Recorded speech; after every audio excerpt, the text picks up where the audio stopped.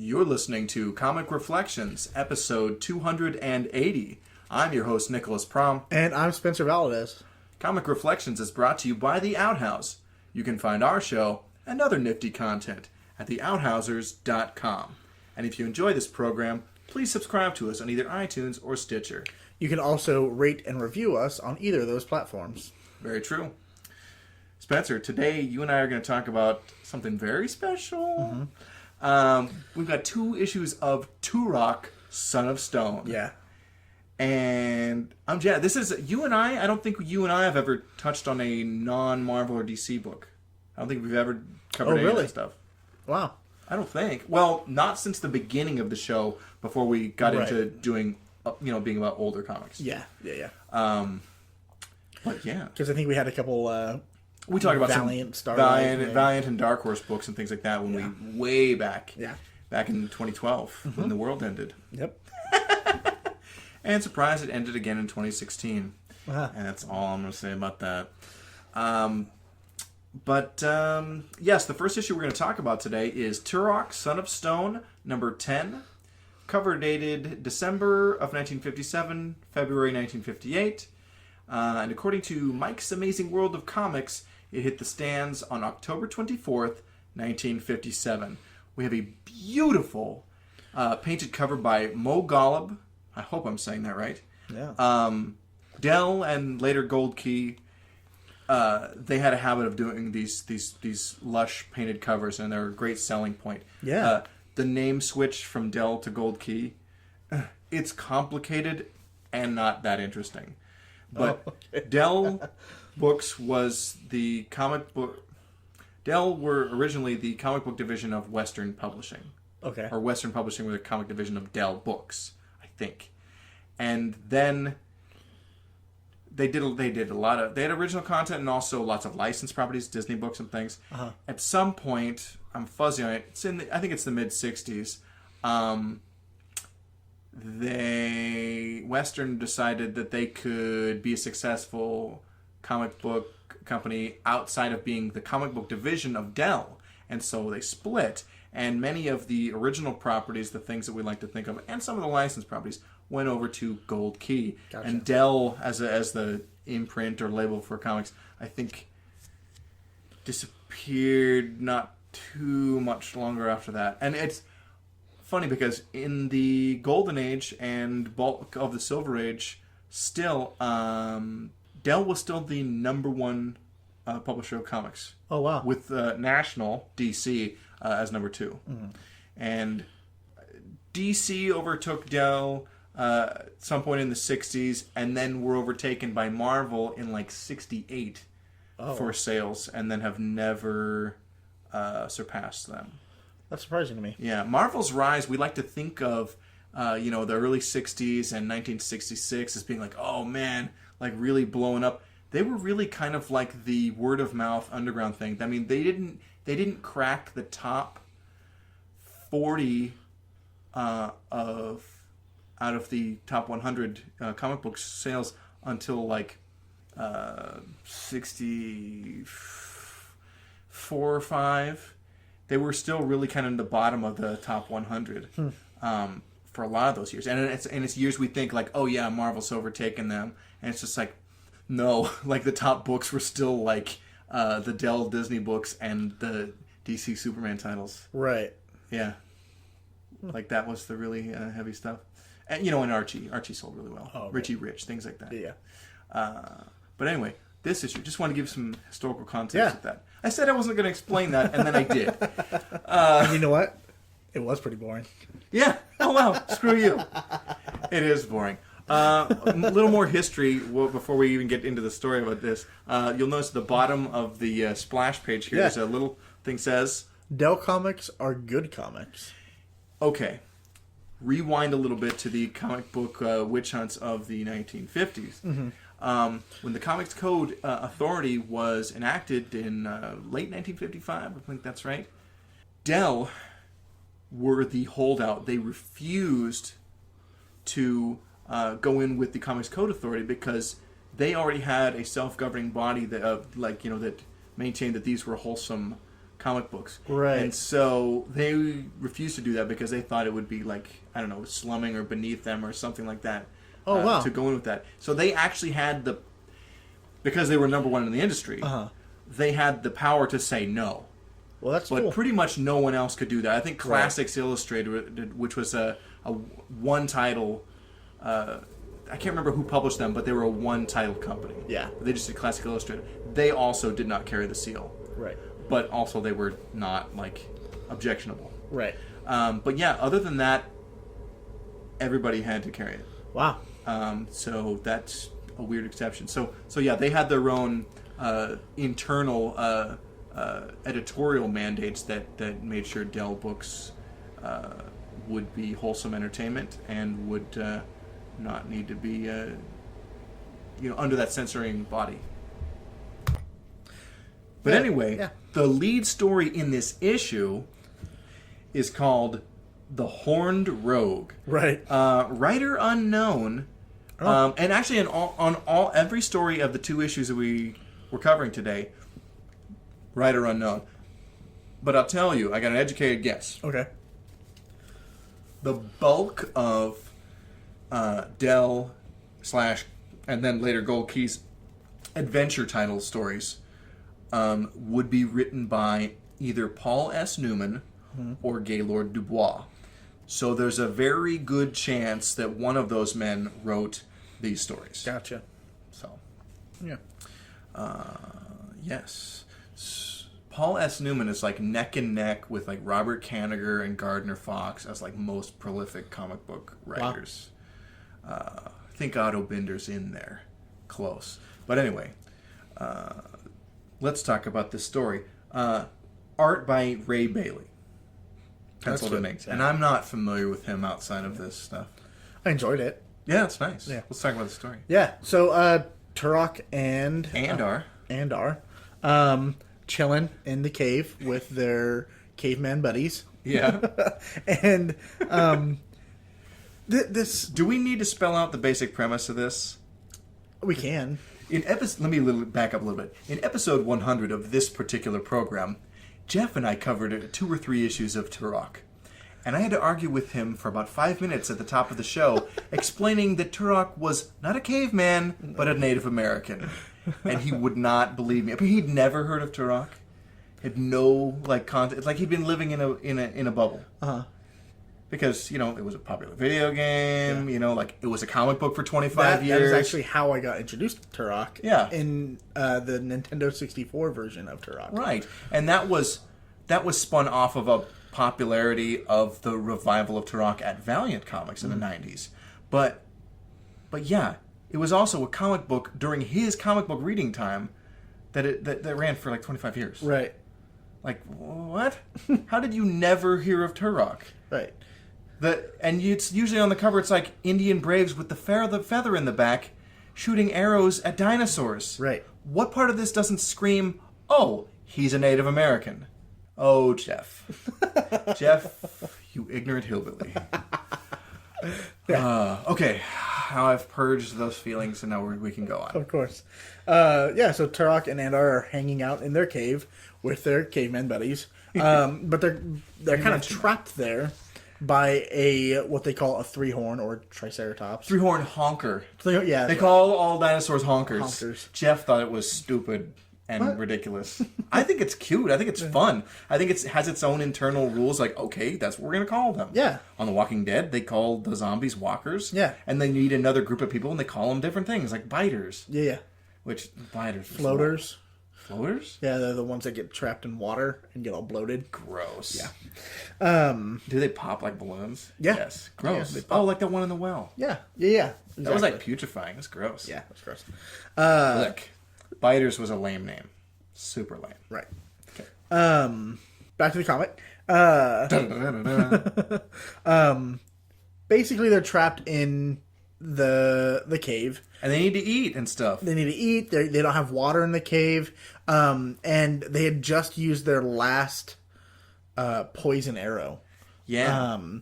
Trying to get the honker to leave. Yeah. I still didn't finish the basic premise setup. Right. Turok and Andar are two Indian braves of, I don't think their tribe was really named. It's probably on the Wikipedia page. But regardless, who wandered into a lost valley of dinosaurs and then couldn't find their way out. Right. And so they just have all these adventures of them surviving in this lost world. Mm-hmm. Okay, the end. So they're trapped. And this whole kind of first story is about them coming up with plans to get the Triceratops to leave. The honker. And there's a caveman who's a dick who doesn't like their plans. Yeah, his name is like Alg. But and the reason he doesn't like it is because it's making him look lame to his people. Right. His people keep wanting to follow Turok because Turok has higher brain function than this Alg Neanderthal. And that bums Alg out. Yeah. It's ALG. I'm not just saying something weird. It's Alg. Yeah, I get it. Alg looks like Charlie Manson. Yeah, he does. So the first plan they come up with is they are going to take vines. Yeah. And they are going to lasso the horns of the dinosaur and kind of pull him back and get him away from the entrance. So they can run away and get, like, things they need. Right. However, Alg decides he's going to make Turok look bad. By, like, weakening the rope so they'll snap when they do it. He cuts the vine, and in the middle of their plan, they've lassoed the honker and we're pulling him, and the vine snaps. The vine snaps, and like he's trying to save face, but sabotaging. Like his people are gonna die. Right. And so what an a-hole. I think it's Andar. No, Turok gets like thrown in front of the Triceratops, and is about to be just like gored or trampled. Yeah. And a spear thrown by Andar saves him. It kind of just ricochets off the dinosaur's plate. They also build a pitfall. Yeah, not yet though. Yeah. So they all regroup, and Alg is like, "See, your plan was dumb. It failed." And Turok is like, "Yeah, I think it was you." But he didn't say that. He doesn't say it. But it's definitely implied that Turok's like, that was probably your fault, right? Yeah. And so the next plan is to get up above the Triceratops and throw rocks down at it. Which don't really do anything. Right. But Alg takes this opportunity to roll a rock at Turok, sending him down the side of the cliff. To maybe get gored by the Triceratops. Right. He's saved again. He just climbs back up really quickly while the Triceratops is... Man, Alg is a real butthole. Yeah. And so they're like, okay, back in the cave, what can we do from the cave that might scare it off? Let's chase it with fire. Cool. Fire's scary. Yeah. But immediately it starts raining. Dang so it. Good thing they now have water. Bad, they can't scare it away with fire. Dang it. The Triceratops, it kind of leaves for a little bit. Yeah. And they're able to sneak out and build a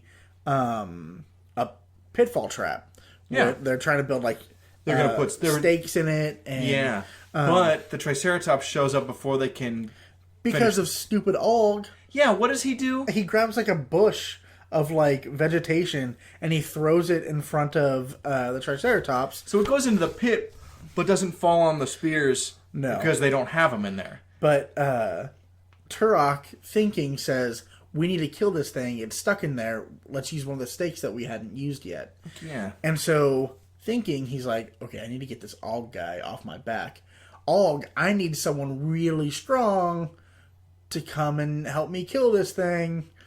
And so, Alg's strong. And so, Alg, Andar, and Turok grab this big stake, get the Triceratops in its neck, and kills it. Yeah, in the back of like the head, right? Yeah. And so everyone, yay, Alg! Look at him beam. You have a friend for life, says Andar. Yeah. You tried to kill me. Right. Yeah. At least he's on our side now. So it's like you allowed Alg to save face, I guess. Yeah. Is that the whole story? And that was the whole story. Yeah. Yeah. No, I would have kicked that guy's ass. Seriously. Yeah. Kind of a douche. Yeah. However, Neanderthal can't think that, that well. Yeah. So, okay, so the backup story in this is pretty cool. Yeah.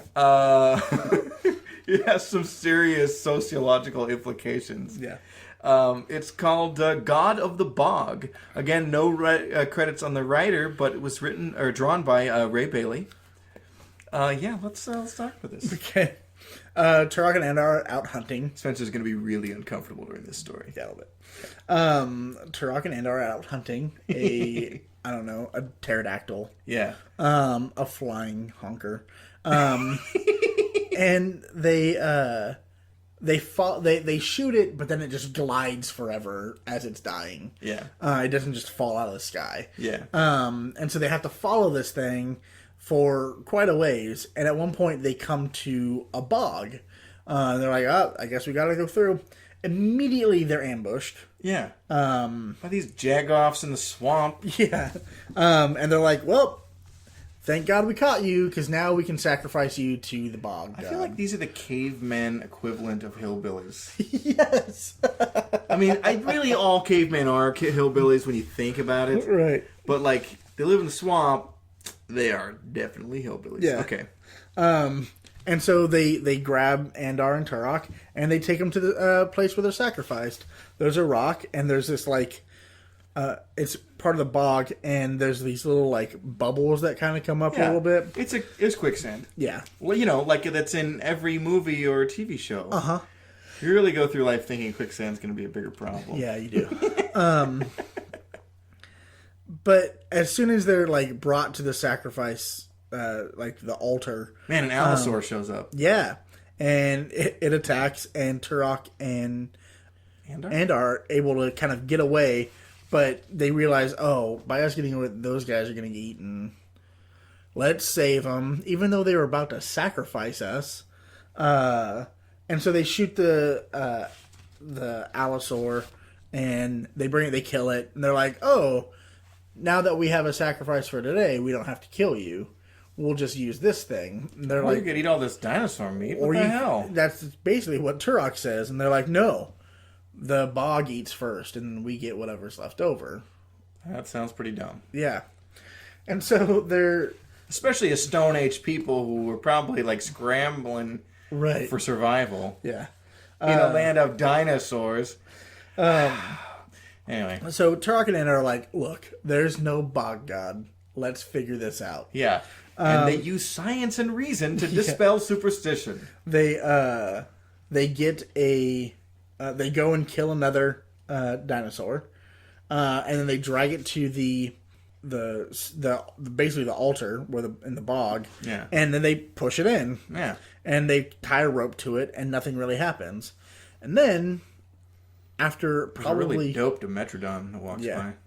At one point, they realize, it's starting to sink. Yeah. And so Turok jumps in, like, what the hell? I need to check this out. Jumps in, it's wet sand, sinking quicksand. He gets out, no big deal. And they, while Turok is kind of like in the quicksand, they're attacked by another dinosaur. Yeah, it's a Styracosaurus. Yeah. Looks like. You're just a big dino nerd, aren't you? Well, I was a child once. Andar is able to shoot it and kind of scare it away, and then pull Turok out. They decide they're gonna jump on a log to, like, kind of test out the whole bog. And it's all quicksand. That's exactly where all the sacrifices are going. Yeah. And so they go back to the people that, like, grabbed them, and they're like, hey, you don't have to make a sacrifice anymore. It's quicksand. And they're like, no, it's the god of the bog. The god of the bog. Man. And Turok's like, no, come on. I'll prove it to you. And so he goes out on his log, sticks the stick in the bog, and the stick sinks. And they're like, no, obviously he just was hungry for wood. Okay. And And so they're like, why don't you stand in there and see what happens? And so Turok's like, fine, I'll stand there. And he stands there and he sinks. Yeah. And so Andor's like, see, he's just sinking. He's not being hurt. And so he goes to help Turok. They're like, no, you don't get to help him. If the bog wants to eat him, the bog's going to eat him. So a log comes by and Turok able like to pull himself out of it. Right. And that proves that he was stronger than the bog god. Yeah. And so like they're all cool now, I Yeah, guess. so they get to keep the sacrifice that they had brought. And everyone gets to eat. And Turok mentions, he's like, man, they're eating kind of quickly. Obviously, it's because they haven't eaten because they're afraid of this bog god. Which is just science. Yep. Superstition exploded by reason. So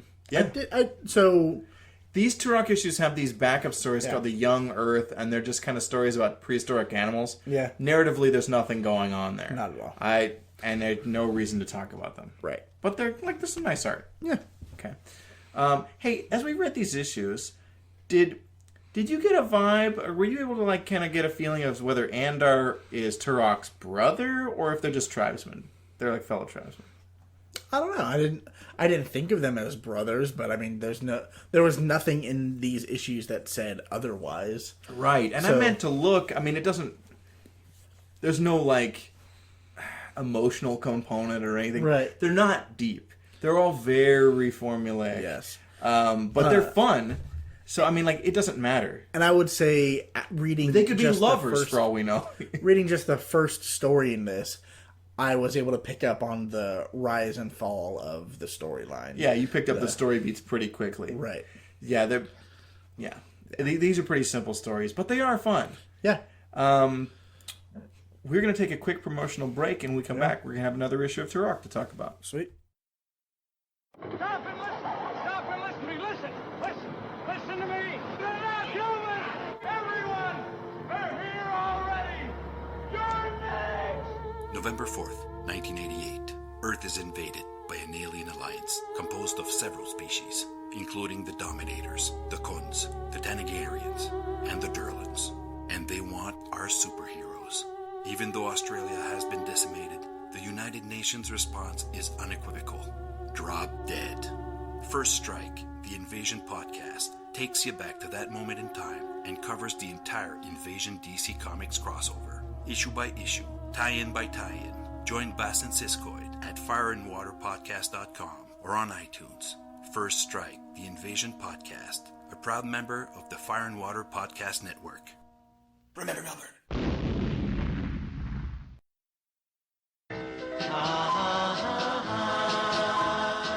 The Lonely Hearts Romance Comics Podcast, in which four guys talk about romance comics and about romances in comics, with Siskoid, We're all French Canadians here. Marty, In horror comics, there's often like this little, romance tinge, I guess. Okay. Bass, We just turned on them.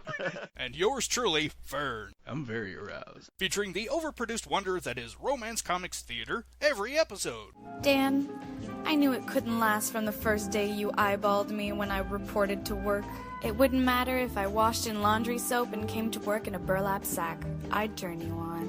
And you have the same effect on me. I do?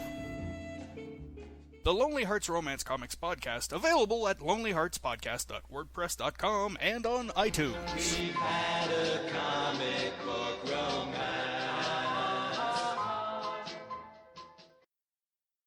And we're back. So, Spencer, now we're going to discuss Turok, Son of Stone, number 65, cover dated April of 1969. And according to Mike's Amazing World of Comics, it went on sale January 16th, 1969. We've got a beautiful painted cover by George Wilson, and he did a lot of covers for Gold Key. This is great. Yeah, got an Allosaur biting old Brawny right on the neck, a Brontosaurus. Yeah. Of course, now they say Apatosaurus now, Whatever. which is lame. But they're all honkers in my book. And of course, Turok and Andar in the foreground. Yeah, they're watching while this beast is being destroyed. Just for dinner. Not just to be a jerk. That's true. I mean, nature is alive with tooth and claw, baby. What does the text on the cover say? A grim warning to Turok and Andar. Turn back or die. Wow, that's pretty intense, yo. Yeah. Yeah. So this is like, it's 1969. It's the tail end of the Silver Age. Pretty fun. Yeah. Let's talk about the story in this issue. It's a full-length story. Yeah. Issue-length story. Writing credit unknown. The story is called The Burial Ground, with art penciled and inked by Alberto Giolitti, and he is the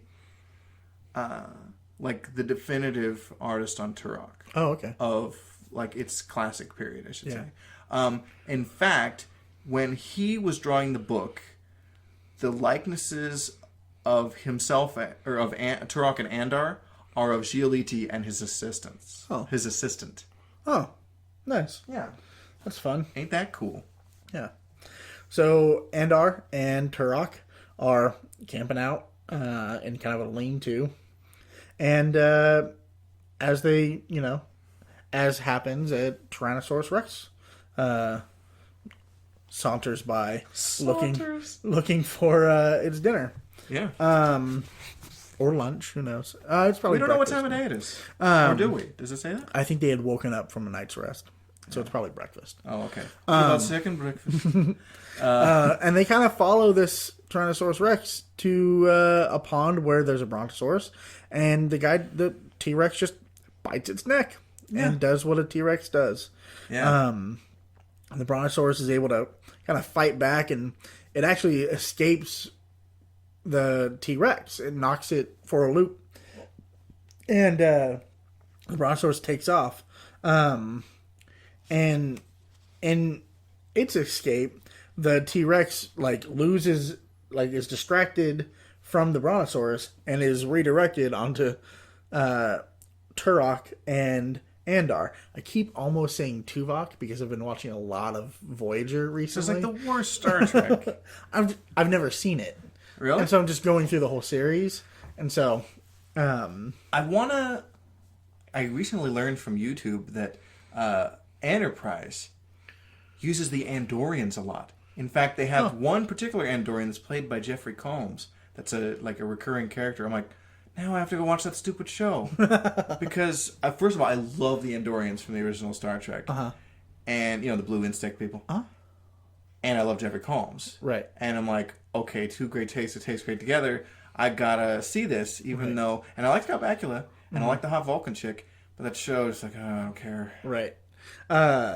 Yeah, I'm trying to watch them kind of in order. Yeah. And so I've gone through Why all did of... you use air quotes for order? Because it's not chronological. Oh, did you watch Enterprise first? No. Then? Oh, chronological. You're going in order of release. Right. Not timeline. Right.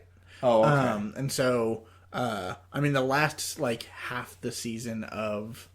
the last season, more than halfway through that in Voyager, and then I'll pick up Enterprise. Spoilers, the very last episode has Oh, come Riker. on, don't. What? That's all I'm going to say. God. Dang it. You're going to forget. I'm not. I have 4 episodes left. I think it was that one. It might be the end of Enterprise. Okay. Which wouldn't make any freaking sense. Wouldn't But sense. Anyways. I was watching a lot of YouTube videos the other day. Oh, okay. Okay, sorry. Yeah, and so the T-Rex is after Turok and Andar, and they escape him, but they watch as they realize, oh, this Brontosaurus is dying. Of AIDS. No, I'm kidding. And I'm kidding. It's headed to some, they saw, a burial ground, and they were like, let's go there, and, see if we can escape that way, because apparently they saw a burial ground on their way in to the Lost Lands. So they think... So maybe this is a way out. So they have such a Gilligan's Island thing, can we escape? The plot revolves either surviving in the Lost Valley or escaping from it. Right. So they lash together a small boat and float behind the Brontosaurus. The Brontosaurus realizes what's happening and kind of attacks them to get them away from him. Yeah. By the way, I really love Giolitti's art. Yeah, it's pretty especially, his dinosaurs are great, But I really love a panel where we get the close-up of Turok and Andar's dialogue. There's one panel in particular here I'm looking at that is just beautifully rendered. And that's him and his assistant. Yeah. Which is pretty great. Natives don't have that kind of nose. I know, they totally have it. These guys are Italian. Okay. But you buy it because in all the movies of this time, Native Americans are portrayed by Italians. Right. Because we are awful. Yeah. Well, you are. Screw you. So Turok and Andar follow this dinosaur at a greater, there's greater space between them. At a safe distance. Safety first. As they're approaching the kind of like this new canyon, they're beset by like pterodactyls. And so they start killing them with knives rather than anything like an arrow. I think these are Ramphorhynchus. I can't remember. Okay, nerd. Shut up! You're reading a comic book. You're gonna call me a nerd? And so they kind of fight off. Man, these, pterodactyls would be a real problem.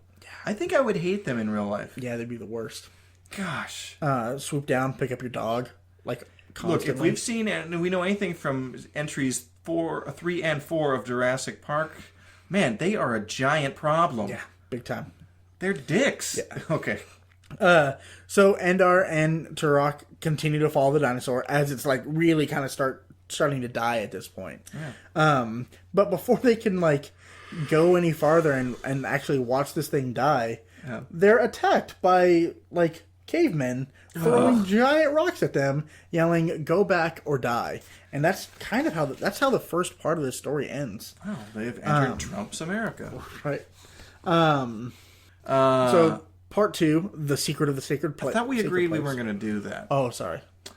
Yeah, I was saying before the show, this story it's one story broken up into 2 chapters, and I said like a problem I have with this is all off-air stuff that I have with Jeff sometimes is, right, he'll like mention the chapter like his stories that are broken up into chapters and right. Not do all of them. It's like, no, you have to either do all of the chapter breakdown or none of it. And I prefer to do none of it because, whatever. The story has an overarching title, and I like to go with that. Yeah, the burial ground. Yeah. So they're attacked, and they're like, no, we want to see what's on the other side. And they're like, no, you can't. No other person. Note to listeners, Jeff might not be coming back for 2016. Oh. So unless you demand it, it's going to be like big tears and boo-hoos, I'm thinking of maybe not having him back. But let us know if you really want him. Okay. Yeah, that was abrupt. It's something that I have thought about back and like on again, off again for a long time. Yeah. I figure like, here's an opening for me to do that. So right, they're attacked and they're told that no one except us are allowed to go to this sacred area. So they're pushed back, and so that Andar and Turok fine. They go and they make some bows, and they go back to the opening of this new area. They sneak in, and while they're sneaking in, I think another T-Rex or Allosaur is attacking the cavemen, and so Turok and Andar decide they're going to shoot it with their bows to the point of almost killing it. Okay. Oh, and then they want to follow it wandering into the valley. Exactly, and so they follow it and they make their way through. Yeah. Then and we have another page with a great close-up with Turok and Andar. I wonder if these close-ups are photo-referenced. Yeah. They look really good. I think Turok has blue eyes in this. Really? Yeah. Well, that would be a thing of the colorist. Yeah. That wouldn't... Giolitti would be turning in black and white pencils and inks. So... Yeah. So they follow it, and they get to a point where there's just a bunch of skeletal dinosaurs. They're not like wayfish. Right, they're just they're dead. They're dead. Yeah. They're dinosaur skeletons. Right. And So they're following this T-Rex, and they kind of like they're like resting, but while they're resting, this T-Rex goes and it goes to this like special patch of like plants and like foliage and like berries and stuff. Foliage, aluminum foliage. Yes, and starts Foliage. whatever foliage, and starts eating these plants And gets stoned. Yeah, Does but it? is healed. Oh. And so he comes back with a vengeance against Turok and Andar. So, and also, the jig is up with their plan. It's totally like, okay, dinosaurs go there when they're injured or dying not because they have some instinctive thing like, well, this is where I go to die. It's, can I make it to this field with this Healy berry? Right. And so some of them make it. Some of them might be too injured for the Healy berry to work. I wish I'd have had a better name for that. Well, that's what I'm calling it from now on. Okay. And this is going to be ongoing, too. Let me tell you. And so the dinosaur attacks, and attacks with a vengeance. And Andar is so kind of rad looking. knocked aside. And And Turok this is fight actually with this Allosaur picked goes up. on for several This panel, I pages. think, was my favorite, with Turok being picked up by... hand. Andar is being picked up. In the hand of this dinosaur. It's Yeah. rad. And it's like This opening his fight mouth goes to on eat for him. 3 pages. He fires off his last poison arrow. Down the throat, baby. Yeah. And it kills the T-Rex. He's able to get back to Turok, and he realizes Turok is really injured. He needs to go find some of these The berries. the berries. So he eats them like Mario and gets better. Exactly. Just like Mario. And he's like, I don't think this is the place. And so they kind of head back, just like, all right. They take some of the plants with them. Yeah. Just, in case they get hurt for some reason. Yeah. Which is a good plan. But they leave disappointed because they realize that this isn't Their an way exit. out. Yeah. Yeah. Yeah. Yeah. Hey, pretty cool. Yes. Overall, did you have fun with these? I did. One thing, we mentioned it just kind of in passing. I really appreciated that all of their ads were grouped together. Oh, this is pre-show. We mentioned this. Yeah, all the ads were in one spot. They weren't spread out throughout the issues.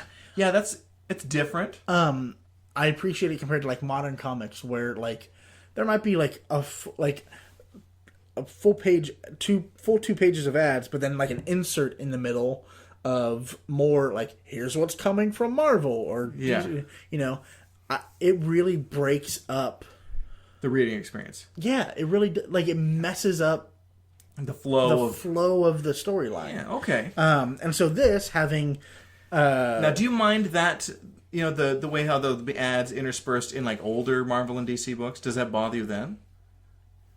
It's not. It doesn't seem to bother me as much. Yeah. Because it's like, I think a lot of those old ads, the kitsch factor, they're so much fun. That's true. Yeah. But, absolutely. Yeah. But no, these were a lot of fun. These weren't any cool ads though in these. Nothing that really stuck out in my memory. Yeah, but the comics were good. Yes, very good. Like I said about the last issue, very I knew exactly where this was going. Yeah. But it was good. I liked it. It was fun. Good single issue reading. Yeah, and that's the thing. Both of these issues had like 1 or 2 totally self-contained stories. Yeah. They're not, the concept isn't self-contained. Right. But it's formulaic enough, or it's simple enough where you're like, okay, I can just go with this. Right. You know that their goal is to escape the Lost. Yeah, and their whole backstory is just like, okay, they're a couple of Indians in a dinosaur valley. Okay. That's enough. Yeah. That's great. Pretty cool. So would you be looking forward to read more from this series? Yeah, definitely. All right. I think that's our show for today. Absolutely.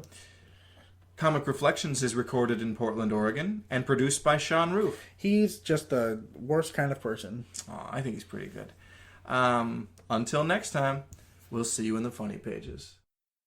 So which is the hottest Marvel character? Iron Man. Ant-Man. I can't decide between Professor X and Magneto, so both. Loki. Is Wolverine Marvel?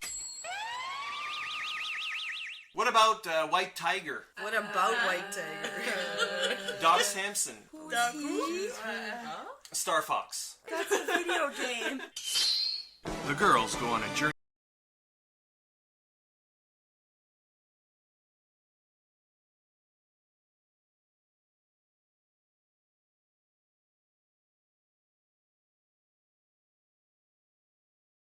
Do you think of yourself primarily as a singer or as a poet?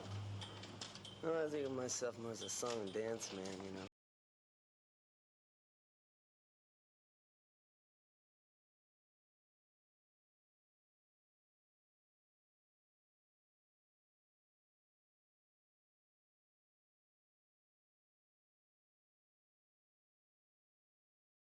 Calls him Bob Dylan. It's PodDylan, the only podcast dedicated to celebrating the work of Bob Dylan. PodDylan, hosted by the freewheeling Rob Kelly and a roster of special guests, examines Bob Dylan's discography one song at a time. Proud member of the Fire and Water Podcast Network, PodDylan is available weekly at fireandwaterpodcast.com and on iTunes and Stitcher. Forever young.